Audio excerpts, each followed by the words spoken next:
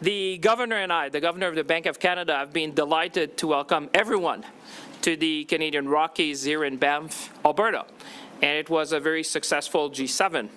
This year, our focus was to return the G7 core mission, restoring global growth and stability.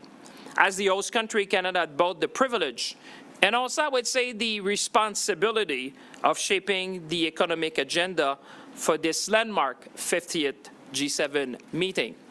Au cours des 3 derniers jours, nous avons travaillé ensemble pour élaborer des politiques visant à créer des emplois de qualité, stimuler la croissance économique et renforcer notre coopération face aux défis économiques mondiaux les plus urgents. Le G7 s'appuie sur des valeurs communes fondamentales telles que la démocratie, le respect des droits de l'homme et l'économie de marché. My colleagues and I reached agreement on a communique which you will all have seen, which emphasized, above all, the importance of G7 unity in the face of complex global challenges. The agreement on a joint communique at this important point in time demonstrates our shared resolve to work together at this crucial point in history.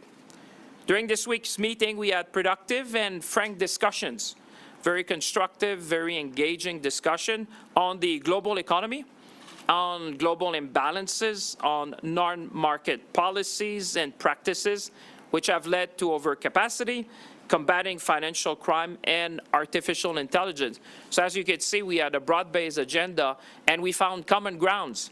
This is what the G7 is about. You have the largest economy in the world, and we found common ground on the most pressing global issues that we face.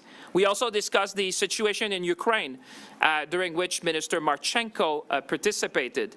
And I want to say on behalf of all our G7 partners, both the ministers and the governors, that I want to sincerely thank him for his presence here in Banff, in Alberta, in Canada. En tant que président de ce G7, il était crucial pour moi d'avoir des rencontres bilatérales avec chacun de mes homologues, ainsi qu'avec la directrice générale du FMI. Et ce soir, j'aurai le privilège de pouvoir dîner avec le président de la Banque mondiale à Calgary ce soir. Ces échanges ont été essentiels pour forger un consensus solide qui se concrétise aujourd'hui par l'accord que nous avons le plaisir de vous présenter.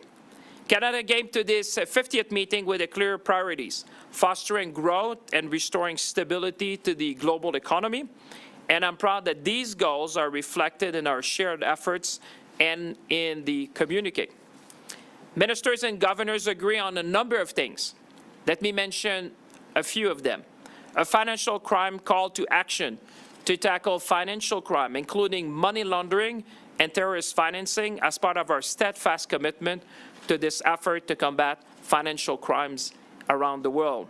Canada will also contribute $4.8 million in new technical assistance to developing economies so they can assist in combating financial crime. We're also going to address risk stemming from the large increase in low-value shipments that have been imported into G7 markets. We're also going to advance work on supply chain resiliency. That is something which is very important and critical for each of our economy. And finally, we have reiterated our support for Ukraine against Russia's illegal invasion, including to ramping up sanctions if necessary, and to support efforts to foster private sector participation in the recovery and in the reconstruction of Ukraine. We also agree that no one who supported the Russian war machine will benefit from reconstruction efforts in Ukraine. Alors, je tiens à remercier chaleureusement mes homologues pour cette réunion à la fois productive et constructive, ainsi que pour avoir réaffirmé notre engagement commun envers le G7 et pour avoir permis l'adoption unanime d'une déclaration finale. Ensemble, continuons à unir nos forces pour relever les défis mondiaux, stimuler une croissance solide et durable et transformer nos ambitions communes en résultats concrets I want to thank you all. I want to thank all the G7 colleagues who have come here to Banff in Alberta. I think as much as the G7 started in Fontainebleau in France in 1975, that everyone will remember, I think that the Banff G7 Summit will be remembered in 2025 as a turning point between the G7 members. We are united. We had constructive, productive, and informative discussion, which has led to a communiqué and a renewed sense of action that we're going to take collectively and that we're going to work from now to our next meeting. And I would say I want to thank also my co-chair, the Governor of the Bank of Canada, Tiff, Macklem, which has done a great job in really preparing and co-chairing this meeting. So, Governor, with that, I just want to say thank you for all the work you've done on behalf of all Canadians. Governor. Well, it was a pleasure, and Minister Champagne, I think I speak for both of us when I say what a pleasure it was to host our G7 colleagues here in beautiful Banff, Alberta. In our sessions yesterday, we did identify at least 4 areas where the G7 can provide clear leadership, and those are reflected in the communiqué. Reducing policy uncertainty, addressing unsustainable global imbalances, improving the dialogue around tariffs and fixing the problems in the global trading system, and implementing policies to boost productivity and growth. Today, we also had important discussions on fostering the adoption of AI, equipping workers in our countries, and harnessing the productivity gains from AI. Over the last 2 days, we also discussed reducing risks in our financial system, and we agreed on improving data collection and sharing of information on non-bank financial institutions. I want to particularly highlight the tone of the discussions was particularly constructive. Maybe we were helped by the breathtaking views of the Canadian Rockies and the wonderful fresh mountain air, but whatever it was, there was a real spirit of constructive engagement, a spirit of working together to the benefit of our citizens. And I am gratified that many of my colleagues remarked that throughout our G7 presidency, the tone of the discussions has become progressively more constructive. As the minister just highlighted, this is a pivotal moment for the global economy. And what I can say is we met the moment with candor and with clear focus on improving the economic and financial welfare of our citizens and the shared benefit of working together. Les réunions de cette semaine et le communiqué d'aujourd'hui nous placeront sur une base solide avant le sommet des dirigeants qui se tiendra le mois prochain à Kananaskis. Notre conviction commune de la valeur du G7 est ce qui nous permet de partager les mêmes idées. Et c'est le cas depuis 50 ans. This week's meeting and today's joint communiqué will put us on a solid foundation ahead of the Leaders Summit next month in Kananaskis. Our shared belief in the value of the G7 is what keeps us like-minded. And as the minister just highlighted, it has for 50 years. And with that, two of us will be pleased to take your questions. Merci tout le monde. Nous allons maintenant commencer la période de questions. Donc, une question, un suivi. Ça va être à peu près une vingtaine de minutes. Dites votre nom et votre média. We will not start the question period. Please state your name, your media. It will be about 20 minutes. One question, one follow-up. Go ahead. Oh, we're at the mic here. In the mic. Yes. There. I think you need Sorry. to go to the mic. It's the Canadian way, Sorry. but... Bonjour, hello, Karina Roman, CBC News. You have said repeatedly that the goal, really overarching goal, is to restore financial stability to the globe as a whole. Now that you've had 2 days at the table with your G7 counterparts, how much of an uphill battle will that be when the biggest player at the table, the U.S., is the cause of so much of that instability, and their policies don't seem to be changing anytime soon? What I would say, well, first of all, thank you for your question. As the governor and I said, we had very constructive and productive discussion. We understand that we need to reduce uncertainty in order to increase growth. I think, we went back to basics. For me, this G7 is back to basic, back to the core mission. Our mission, my mission when I entered the room, was really to promote stability and growth. And I would say of all the international meetings I've attended, this was one where you had frank discussion, that people shared views on different issues, but also there was a strong call to actions. We found common ground on a number of things. If you look at the communique, a lot of people were wondering even at the time whether there would be a communique. And now what you have is that the best proof of unity is that we have a joint communique. So we are resolved in our commitment to work together, as the governor said, and there will be more work. This is like we have a work plan ahead of us, a number of actions you've seen in the communique that we're going to tackle together. I can think about supply chain resiliency. I can think about tackling financial crime. I can think also about the menu of growth enhancing policies that we have put on the table that we have discussed with international organizations. So we have achieved, I would say, when I look at where we are to where we are today and the journey ahead of us, we're on a good track in order to reduce the instability and uncertainty that we have seen. On a different tack, Yes. In the wake of the Washington shootings, Israeli President Benjamin Netanyahu says, being part of the joint statement with the UK and France on Gaza, that Canada's Prime Minister in Canada has essentially said that it wants Hamas to remain in power, that it's emboldening Hamas, this statement that we are part of, and that Canada is on the wrong side of history. What do you say in response to that?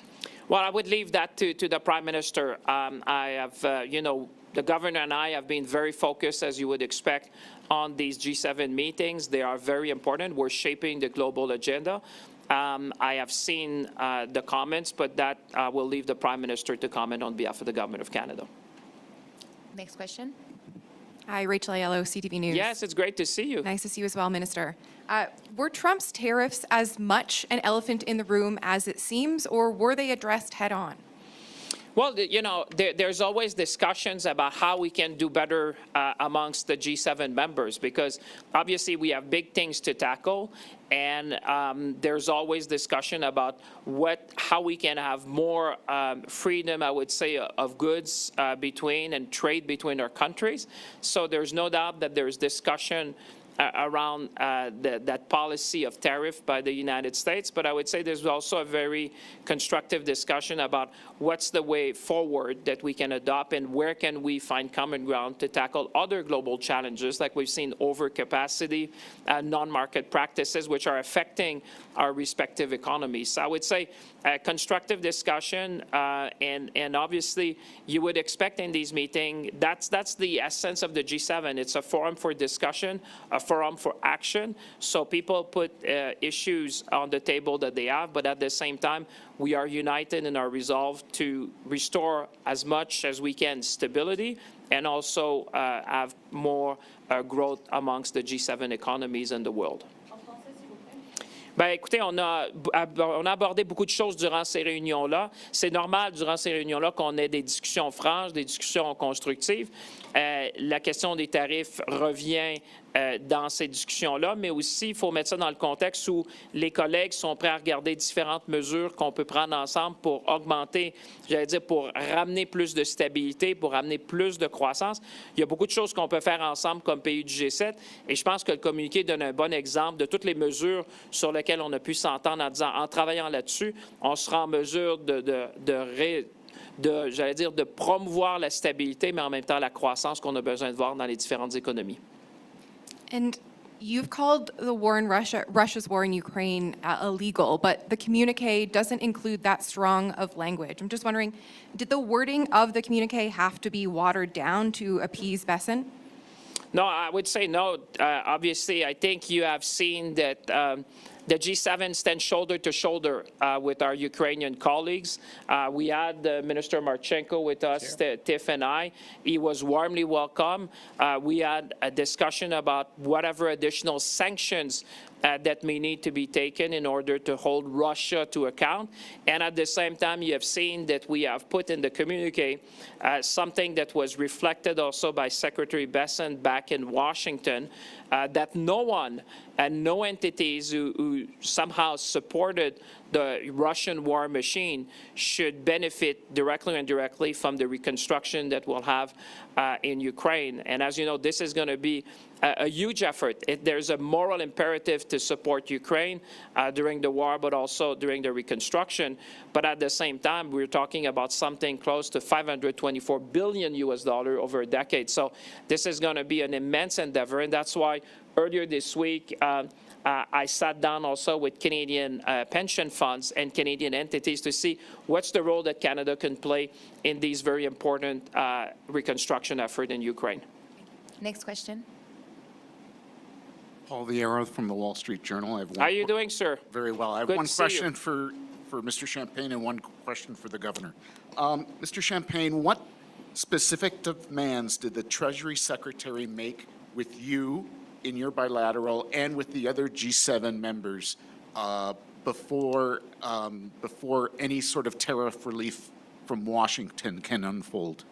Well, listen, I won't go into the specific of our discussion. We get along well. That's what I can tell you. I was delighted that Secretary Bessent came for the entirety of the G7 meeting. We had discussion on a number of issues. I can tell you the Secretary's contribution was welcomed by all the G7 colleagues, in particular when we talk also about supply chain resiliency. So there's a number of topics that we have brought, and I'm glad that we had the chance to be together. We'll be together again, and we get along very well together. So this was one discussion, and there'll be more discussion about a whole range of issues, and you would understand why. Because Canada is the biggest customer in the United States. I always say we buy more from the United States than China, Japan, the UK, and France combined. So it's quite normal when you meet your biggest customer that there's a lot to discuss. You know, we're the most integrated economy. We are the largest customer to the United States. So we always have a lot of things to discuss, and also how do we shape the global agenda together. Governor, if monetary policy isn't well suited to handle a stagflationary tariff shock, is it wise for you and your counterparts to be punting to fiscal policy given increased demands for military spending, the downgrade to U.S. debt, and the recent run-up in longer-term bond yields? Well, we got the Minister of Finance here to talk about fiscal policy. You don't need me. Let me just say a couple of comments about the dialogue around tariffs. There have been a number of questions about that. And I would stress, look, obviously tariffs are on all of our minds. And the discussion very much did include a focus on improving the dialogue around tariffs and on fixing the problems in the global trading system. The communique highlights that we are pleased to see that uncertainty has come down, but we clearly have more work to do. And I think there was a clear message in the communique that we are committed to continuing to reduce that uncertainty, and that includes around trade and tariffs. There was also, the IMF was at the meeting, and there was also quite a bit of discussion around unsustainable global imbalances, unfair trading practices in China, state-sponsored exports that are impacting our economies. The IMF, with the encouragement of the G7, agreed to do more work on identifying, not every imbalance is harmful. What are unsustainable global imbalances? What are domestic imbalances? And what policies will help reduce those and get the global trade system working better for everyone? Coming back to monetary policy, yes, as you indicated, monetary policy, obviously anything that's impacting the economy, that is something that monetary policy needs to look at carefully and consider. The impacts of a trade conflict, it weakens growth. It can also boost inflation. So, we have to carefully balance those. We are looking, we're looking at both sides of that. I think if, the more we can get uncertainty down, the more we can be more forward-looking as we move forward in our monetary policy decisions. Hi, Mr. Champagne. Najira Amalis, the Globe and Mail. Yeah, it's good to see you again. Good to see you. The communique mentioned trade once. There was no mention of tariffs. So I'm hoping you can explain, what do you mean by getting back to basics? Is this not a retreat for the G7? Well, I would say, we go back to the core mission. Our core mission is to provide stability and growth to the world economy. And that's why, and as the governor said, going back to the tariffs, there will always be questions and discussions around that, because if you want to restore stability and growth, the issue of tariffs obviously come to the forefront. And it is normal, for example, for me in Canada to advocate for Canada, for businesses, for worker, and for Canada. But that being said, there is a lot that we can achieve also together, and I think the governor explained it very well. There's a number of things that we can tackle that will generate that kind of growth and that kind of stability. So we all advocate for growth and stability. Look at the number of measures we can take. And if you look at the communique, it's very action-oriented. This was not meant to be a group discussion. We didn't come here to Banff and to Canada just to talk. This was really meant to shape the global agenda ahead of the Leaders' Summit that's going to happen. And like I said, I'm proud that there was a lot of questions about what the G7 could achieve following the Washington meeting and where we would be.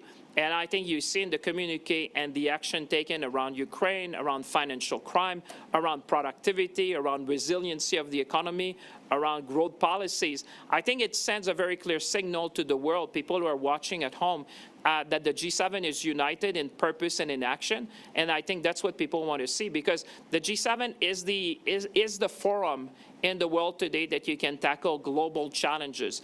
And our mission was to tackle those around growth and stability. And I would say the fact that you have a joint communique represent well the fact that we live up to the moment in time and in history that was presented to us. And that's why I say this is Canada's global leadership, as the Prime Minister has indicated. This is a great example of Canada shaping up the global agenda. The U.S. House of Representatives passed a tax bill earlier this morning that proposes to substantially increase taxes on foreign companies whose parent companies are based in countries that impose taxes that the U.S. thinks are unfair, like the digital services tax. So this would presumably affect Canada. So I'm hoping to get your reaction to this, and whether you think that is going to impact the Canada-U.S. relationship. Well, first of all, as you would expect, Tiff and I have been very busy in the last 2 days, and particularly this morning, to bring everyone to a conclusion and common ground. So I have not had a chance to read the bill. I've seen some headlines, so I would want to take the time to review that, and so that we can provide you more feedback with respect to the Canadian position on that. But you would appreciate that our mission, Tiff and I, was really to conclude a successful G7 meeting, so that Banff goes down in history like Fontainebleau was 50 years ago, as a turning point where the world comes together to tackle global challenges. Next question. Sir, how you doing? I'm good. Thank you very much. Good afternoon, Minister Champagne and Governor Macklem. Promit Mukherjee from Reuters. You officials told us that there was a proposal for a $50 price cap from the $60 for the Russian oil. Did you discuss these things, and was there a pushback from Mr. Besant on that? I will comment, and then Tiff may want to add. We discussed a number of things to further support Ukraine. I think everyone understands there's a moral imperative for us to stand shoulder to shoulder to Ukraine, because they're fighting for democracy for all of us, and Canada has been at the forefront of that. The fact that, the Minister of Finance of Ukraine was the only non-G7 minister invited to the meeting sends a very strong signal to the world to have the Minister of Finance of Ukraine stand shoulder to shoulder with the G7 minister is a very big statement. And the fact that you've seen in the communique that now not only we talked about it, but we have put in the communique that any entity who supported the Russian war machine will be excluded from benefiting from the reconstruction of Ukraine. I think also that is a very big, statement. It's coming out of what Secretary Besant had indicated before, and now you have the full G7 behind that. I think this is a significant statement that we made there. We discussed about other measures that could be taken in order to put additional pressure on Russia, but as you would appreciate, it's wise to keep these discussions amongst ourselves, and when these additional measures that we're going to consider, if they have to be put into action, you will be one of the first to know. Do you want to add, Governor? Okay, second question. We now know that Mr. Trump will be actually coming for the leaders' meet next month. What are the proposals and the measures that you will be putting forth for the leaders' meet so that you can, the leaders' meet in that they can actually achieve some kind of a concrete measure and some concrete deal? Well, our job, obviously, was to inform the leaders when it comes to growth and stability in the financial sector and in the world economy. So I think we have done our job, and I think the leaders will be seized from the outcome in the communique that we have outlined. I think this is a real milestone. The governor and I could agree, you know, there were some of you who were questioning whether we would come out with a communique, and I think this is a milestone that I would think the leaders will take into account in their discussion to say the finance minister, the governor, the central bank governors have met for 2.5 days, have come out with a set of policies and actions that we want to further work on, and I'm sure that's going to inform the discussion of the leader. This was our role for the governor and I to provide that kind of global leadership, set the global agenda, and we met the moment. Obviously, then it's going to be for the leaders to take stock of what we have achieved here and decide to build on the commitments that have been made by the G7 finance minister and central bank governors. Yeah, I would just add that, you know, I think an important element was the discussions were frank, they were collegial, and they were productive across the board. And I think that sets the stage for a very productive leaders summit in Kananaskis. And as the minister just highlighted, you know, we dug in on a number of issues that are central to all our economies. There was a real focus on growth. You know, across the G7, we all want to see faster productivity growth.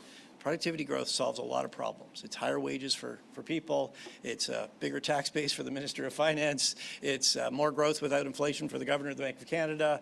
And it's more competitive businesses globally. So, you know, I was very encouraged with the, you know, the concerted focus on growth. In each of our countries, that may mean slightly different things. But when the G7 moves together in a coordinated way, that's going to help all of us. Thank you very much. Thank you, sir. We will take one last question. Hey there, Eric Hertzberg with Bloomberg News. Yes, how are you doing, sir? Good, and yourself? Yeah, good. Good to see you. Good to see you. What was the decision behind not naming China outright in terms of excessive imbalances? And can you offer more detail as to whether fees, tariffs, or limits on the flood of lower-value Chinese goods were discussed? Sorry, can you just repeat the second part of your question because I could not hear you very well? Sorry, yeah. Could you offer more detail as to whether fees, tariffs, or limits on the flood of lower-value Chinese goods were discussed at the meeting? Right, I see what you're doing. So on the first thing, I think we were glad to have our discussion was informed by the work of the international organization around North market practices. And I would say this was a very, very interesting discussion, very productive discussion, non-market practices over capacity. But in many ways, in order to have a framework, in order to define what they are, to detect and be able to act together as a G7. So I think this is really a step forward in the G7 in order to address that, because that's not a new issue. I would say this is something that people have been talking about for some time. But now you have a blueprint for the G7,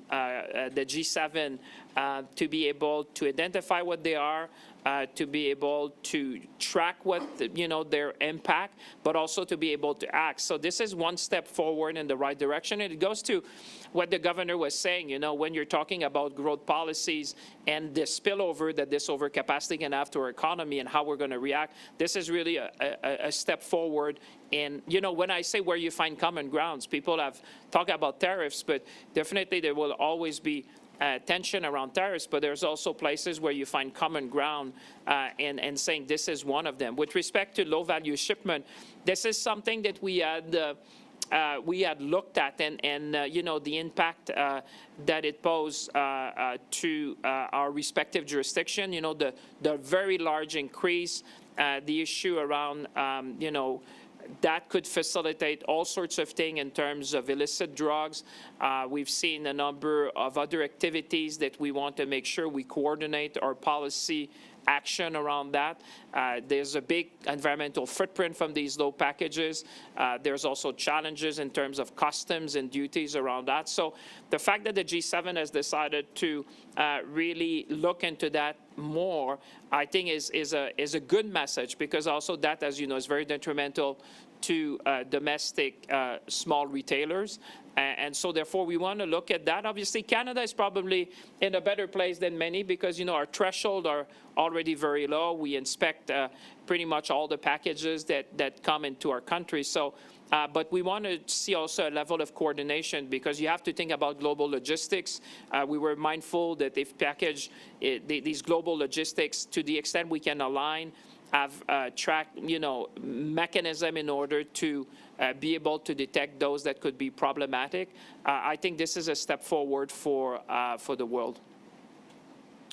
And for Mr. Macklem, Governor Macklem, pardon me, forecasters see Canada headed for 2 consecutive back-to-back quarters of either negative growth or flat growth, largely in part because of the U.S. tariffs. Is that threat of U.S. tariffs still the biggest risk to Canada's economy right now, or have you changed your mind after discussions here with Besson? Well, I am certainly encouraged by the discussions we had over the last 3 days, but there's a lot more work to do.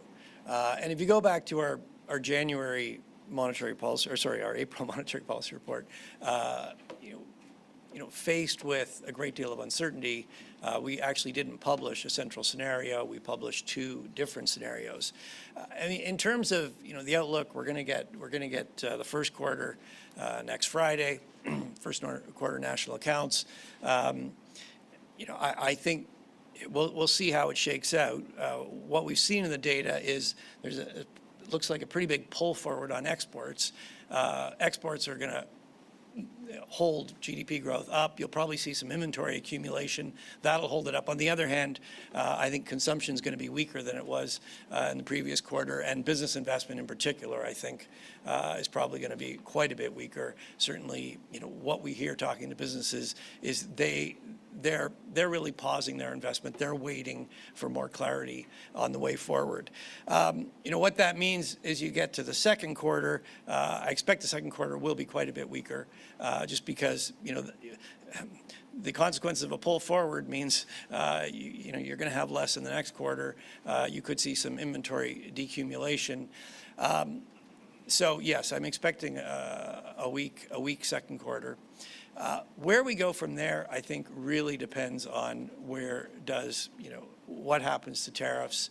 I know Canada is keen to sit down with the United States and work through our differences, come to an agreement. I think if we can get that clarity, we can get back to growth.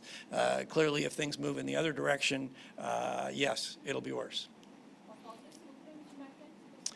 Oui, d'accord.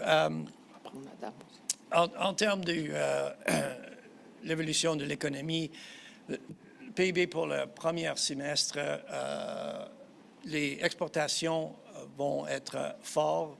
Ils étaient avancés pour éviter les tarifs, mais je pense que la consommation sera plus faible que c'était, et surtout l'investissement probablement très faible au premier trimestre. Qu'est-ce qu'on entend de toutes les entreprises qui sont en pause en termes de décision des investissements? Pour le deuxième trimestre, probablement, dans le premier trimestre, probablement entre 1 et 2 %. Donc, mais le problème, c'est qu'en avancer les exportations, ça veut dire que le deuxième trimestre, ça sera plus faible.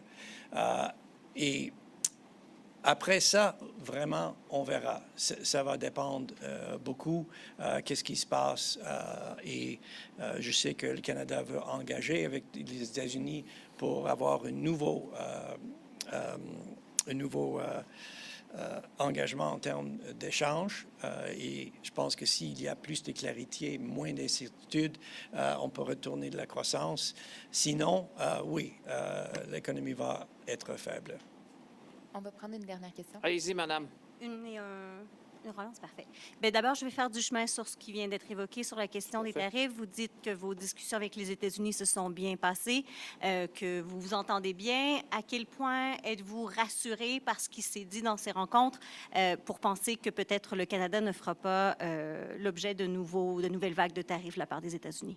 Écoutez, moi, je ne ferai pas de prédiction sur l'avenir. Ce que je vous reflète, c'est exactement la discussion que j'ai eue avec le secrétaire du Trésor. On a une bonne collaboration. Vous savez, ça, c'était aussi, il faut mettre ça un peu dans le cadre. Ça, c'était une discussion du G7. Donc, évidemment, comme président du G7, comme coprésident du G7, notre rôle, c'est évidemment de faire avancer l'agenda du G7. C'est normal que, comme ministre canadien, évidemment, on fait avancer aussi les intérêts du Canada.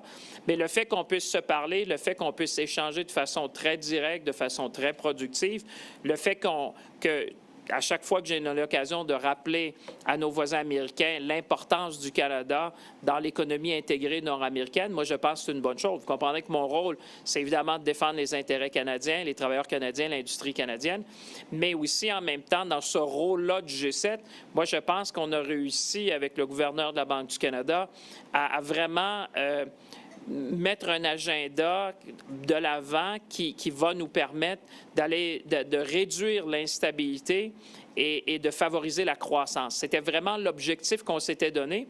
Et vous savez, quand vous commencez ces discussions-là, bien, vous arrivez avec une mission, avec des idées, avec une vision. Mais ce qui en ressort aujourd'hui, ce qui fait que le Canada, moi, je pense, a eu du succès, c'est qu'on en ressort qu'on est plus unis. On est plus unis que jamais. Alors, c'est un bon message, je pense, pour les gens qui nous regardent parce que, évidemment, ce qui se passe au G7, ça a une influence à l'échelle mondiale. Et je pense que notre réunion à nous, des ministres des Finances, des gouverneurs des banques centrales, c'est un bon précurseur aussi au sommet des leaders qui aura lieu dans quelques semaines. Alors, moi, je pense qu'en sortant unis ici avec un message clair, un message fort, un message ambitieux, bien, je pense que ça crée ce momentum-là pour la suite des choses au sein du G7 pour lequel le Canada a l'honneur de présider cette année. Je vais terminer sur... Moi, je vais juste souligner que j'étais encouragé par l'atmosphère. Comme le ministre a mentionné, le secrétaire du Trésor était ici pour toutes les 3 journées. Il était très engagé, il a beaucoup participé et l'atmosphère était collégiale et c'était productif. Donc, mais il y a encore du travail à faire. Donc, c'est une bonne étape, mais il y a encore du travail à faire. Je vais juste terminer sur oui. l'Ukraine, si vous me permettez. Oui. Je ne me suis pas présentée à l'Anniversaire de Radio-Canada, pardon. Ça fait plaisir. Donc, sur l'Ukraine, c'est quand même assez flagrant de ne pas avoir mis la notion d'illégal dans ce communiqué, ni en anglais, ni en français. C'est pourtant ce que vous avez dit en tout premier dans votre déclaration aujourd'hui. Pourquoi avoir fait ce choix de ne pas mettre ce mot? Est-ce que c'était une question de ne pas froisser certaines personnes autour de la table? Moi, je vous dirais, je pense que vous lisez trop dans cette addition-là ou non. Vous savez, tout le monde est clair que la position des pays du G7, elle est unanime sur cet enjeu-là. Vous savez, moi, j'ai fait une déclaration, il y a plusieurs commentaires. C'est moi qui a même reçu le ministre des Finances, Marchenko, lorsqu'il est arrivé au Canada. On a passé une journée ensemble. On a eu une très bonne discussion avec les collègues. Je ne pense pas qu'il faut lire dans le fait que dans une déclaration ou dans l'autre, il peut y avoir un mot qui a été ajouté ou non. Moi, je pense que le message qui ressort de ce G7-là de façon très claire, c'est cette unité-là, qu'on travaille ensemble, épaule à épaule pour appuyer l'Ukraine, qu'on veut participer dans la reconstruction. Le Canada a un rôle dans la reconstruction de l'Ukraine.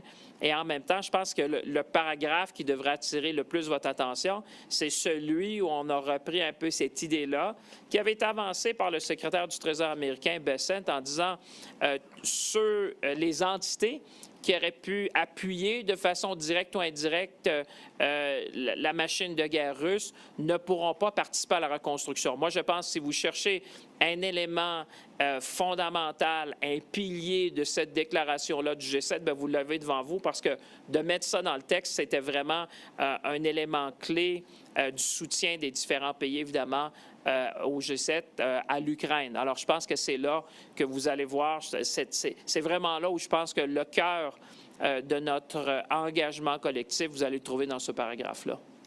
And just as I finish, because there's no, I just want to take a minute to thank, obviously, the governor, the Bank of Canada, all the folks, but also the First Nations.